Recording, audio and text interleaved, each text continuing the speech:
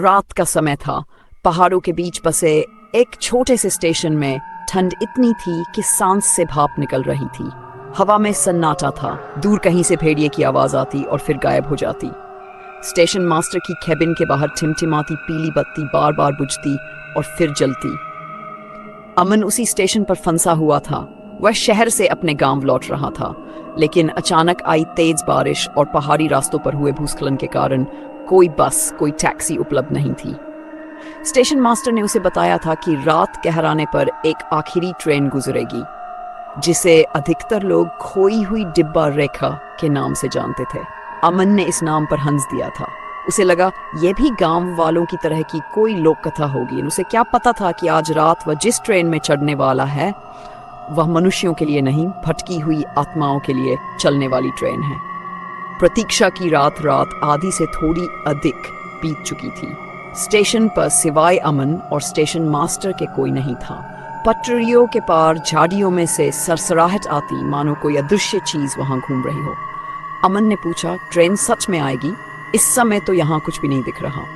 Station master ने धीमी आवाज में कहा, ट्रेन आएगी, लेकिन मैं तुम्हें सलाह दूंगा कि उसमें मत चढ़ना। जो लोग उसमें चढ़ते हैं वे अक्सर वापस नहीं आते। अमन मुस्कुराया, आप भी ना, ऐसा कहानियों में होता है।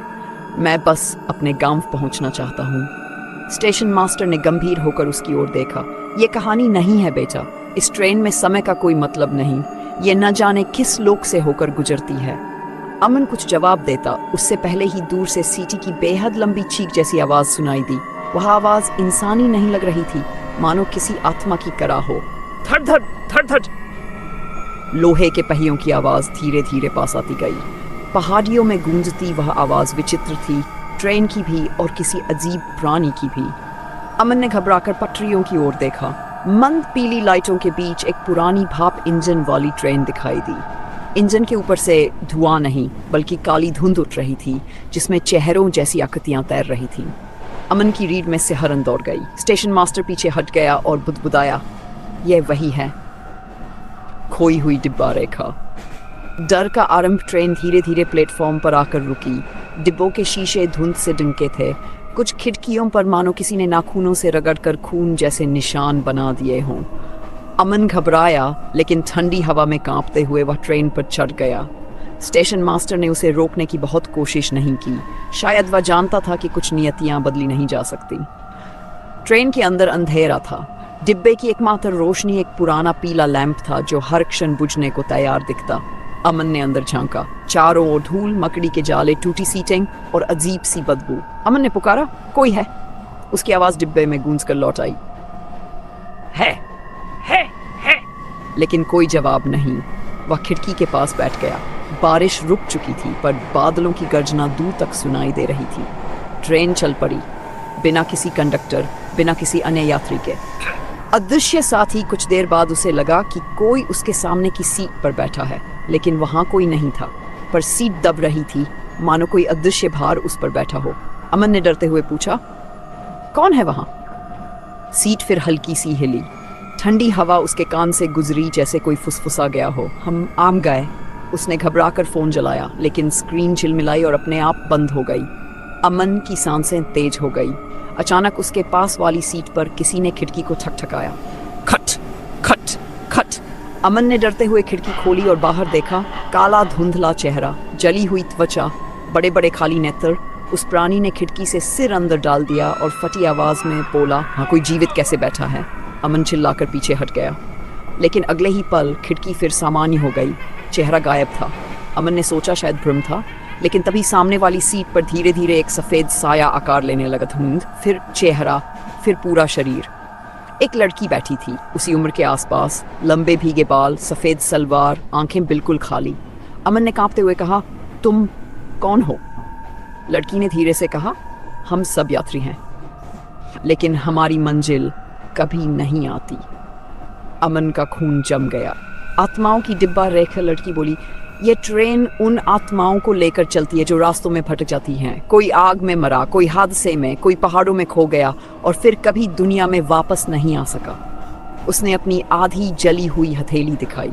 अमन समझ गया, यह कोई मनुष्य नहीं, अमन ने खिड़की से बाहर देखा, लेकिन बाहर घना अंधेरा था, मानो दुनिया ही खत्म हो गई हो। न पेड़, न पहाड़, न आसमान, सिर्फ काला खालीपन।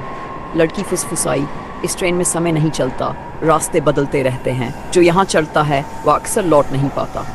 अमन घबरा कर बोला, मुझे उतार दो, मैं यहाँ से निकलना चाहता हूँ।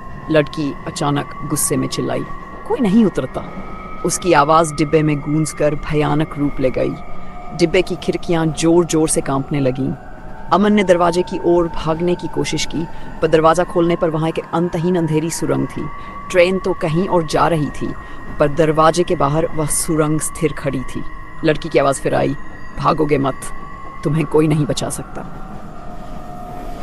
खौफ की सुरंग ट्रेन अचानक एक बहुत लंबी सुरंग में दाखिल हुई।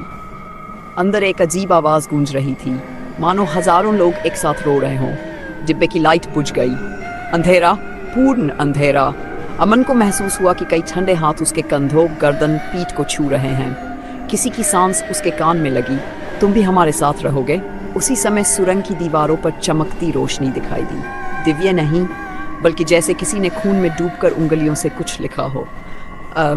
दीवारों पर उभरा संदेश, जीवितों का प्रवेश वर्जित है। अमन चीख पड़ा। सुरंग खत्म हुई, डिब्बे में लाइट लौटी, लेकिन अब वहां अकेली लड़की नहीं थी। पूरे डिब्बे में दर्जनों आत्माएं बैठी थी। कुछ जली हुई, कुछ बिना आंखों के, कुछ आधी दिखाई देती, आधी धुंध में गायब। सभी की नजरें अमन पर टिक गई। एक बुढ़ा साया बोला, तुम्हें यहाँ नहीं होना चाहिए था बच्चे। लेकिन अब देर हो चुकी है। असली सच, अमन ने कांपती आवाज में पूछा, ये ट्रेन कब रुकती है? मैं कैसे उतर सकता हूँ? लड़की बोली, ये ट्रेन रुकती है, पर सिर्फ उन जगहों पर जहां मौत इंतजार करती है। अचानक ट्रेन के शोर में एक और भयानक आवाज मिली, जैसे कोई विशाल दानव गर्जना कर रहा हो। साया लोग खिड़की से बाहर देखने लगे। अमन ने डरते डरते खिड़की खोली और दंग रह गया। ट्रेन पटरियों पर नहीं चल रही थी, बल्कि आसमान में कहीं शून्य के बीच उड़ रही थी। नीचे कोई जमीन नहीं, ऊपर कोई तारे नहीं, सिर्फ काला अनंत। लड़की बोली, ये ट्रेन उन यात्रियों को ले जाती है जो दुनिया और परलोक के बीच फंसे हैं। अमन लगभग रो पड़ा। लेकिन मैं मरने वाला नहीं हूँ, मैं जीना चाहता हूँ। लड़की ने धीरे से कहा, जीवित लोग भी कभी कभी इस ट्रेन में चढ़ जाते हैं और फिर खुद भी समझ नहीं पाते कि वे कब मर चुके हैं। अमन लड़खड़ाते हुए बोला, नहीं, मैं जिंदा हूँ, मैं जिंदा हूँ। छुपा हुआ स्टेशन ट्रेन अचानक झटका खाकर एक अजीब स्टेशन पर रुक गई। स्टेशन का नाम था छाया मोड़। कोई मनुष्य नहीं, सिर्फ धुंध, टूटी बेंचिंग और खून के पुराने धब्बे। लड़की बोली, ये अंतिम मौका है। अगर तुम यहाँ उतर जाओ और पटरियों के दाईं ओर पहाड़ों के बीच से निकल जाओ तो शायद बच जाओ। अमन ने चटपट बैग उठाया और उतरने लगा, लेकिन तभी सैकड़ों हाथों ने उसे पकड़ लिया।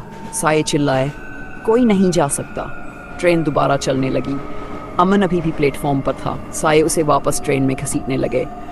उसी पल लड़की ने उसका हाथ पकड़कर जोर से खींचा। भागो! अमन प्लेटफॉर्म पर गिरा। लड़की भी उसके साथ कूद पड़ी। ट्रेन रफ्तार पकड़कर अंधेरे में गायब हो गई, लेकिन प्लेटफॉर्म पर सन्नाटा नहीं था। आसपास झाड़ियों में सरसराहट, सीटी जैसी आवाज, कदमों की आहट। लड़की बोली, वे हमें ढूंढ रहे हैं। मौत का पीछा। अमन और लड़की स्टेशन से दौड़ते हुए बाहर निकले। चारों ओर घना जंगल, ऊपर काले बादल, हवा में मौत की गंध। लड़की बोली, हम सिर्फ तभी बच सकते हैं जब हम उस पगडंडी पर पहुंच जाएं जो जीवितों की दुनिया में जाती है। लेकिन पीछे से वे साये तेजी से नजदीक आ रहे थे। उनकी आंखों में आग जैसी चमक, उनकी आवाज में भूख और पागलपन। एक साया चीखा, उन्हें पकड़ो, जीवित आत्मा हमारी है। अमन का दिल तेजी से धड़क रहा था। दौड़ते हुए उसका पैर किसी जड़ से टकराया और वह गिर पड़ा। साये उस पर झपटने ही वाले थे कि लड़की ने जोर से चिल्लाया, मेरे पीछे आओ, जल्दी। दोनों एक पुराने पुल की ओर भागे, लेकिन पुल आधा टूटा हुआ था। नीचे गहरा अंधेरा, मानो अनंत खाई। लड़की बोली, दूसरा रास्ता नहीं है, हमें छलांग लगानी होगी। अमन डर गया, नीचे कुछ दिख नहीं रहा। लड़की बोली, यही एकमात्र रास्ता है। पीछे साये तेजी से करीब आ रहे थे। अमन ने आंखें बंद की और लड़की का हाथ पकड़े कूद पड़ा। जीने का द्वार। अमन ने जब होश संभाला तो पाया कि वह अपने गांव के पास वाली सड़क पर पड़ा है। सुबह की धूप चमक रही थी, चिड़ियों की आवाजें साफ सुनाई दे रही थीं। वह हैरान था, कैसे बच गया? उसे याद आया, लड़की कहाँ है? वह आसपास उसे देखने लगा, लेकिन वह कहीं नहीं थी। वह उठकर सड़क पर चलने लगा। तभी उसके बैग की जेब में कुछ खड़खड़ाया। उसने जेब खोली। अंदर लड़की का पुराना जला हुआ था। अमन समझ गया वह लड़की आत्मा थी, लेकिन उसने ही उसे बचाया था। अमन ने आसमान की ओर देखा और फुसफुसाया, धन्यवाद। लेकिन उसी पल दूर पहाड़ों की ओर से वही डरावनी ट्रेन वाली सीटी गूंजी, जैसे वह फिर लौट आई हो अपने खोए हुए यात्री को वापस लेने। अमन सिहर गया। कहानी यहाँ खत्म नहीं हुई थी, उसका पीछा अभी भी जारी था। अनंत सफर रात को अमन जब सोने गया तो खिड़की के बाहर पटरियों की आवाज आई, धड़ धड़ धड़ धड़। वह खिड़की के पास गया। बाहर काला अंधेरा था और उस अंधेरे में एक भाप इंजन वाली ट्रेन धीरे धीरे गुजर रही थी। एक डिब्बे की खिड़की से वही जली हुई लड़की उसे देख रही थी, लेकिन इस बार उसके होंठों पर अजीब सी मुस्कान थी। ट्रेन की सीटी गूंजी, लंबी की सीटी गूंजी, लंबी कराह जैसी। अमन डर से पीछे हट गया। कमरे में धीरे धीरे ट्रेन का दरवाजा खुलने की आवाज आई। अमन, तुम्हारी मंजिल अभी बाकी है। उसकी सांस रुक गई। अंधेरा कमरे में फैलने लगा और कहानी वहीं समाप्त हो गई, या शायद अभी शुरू हुई थी।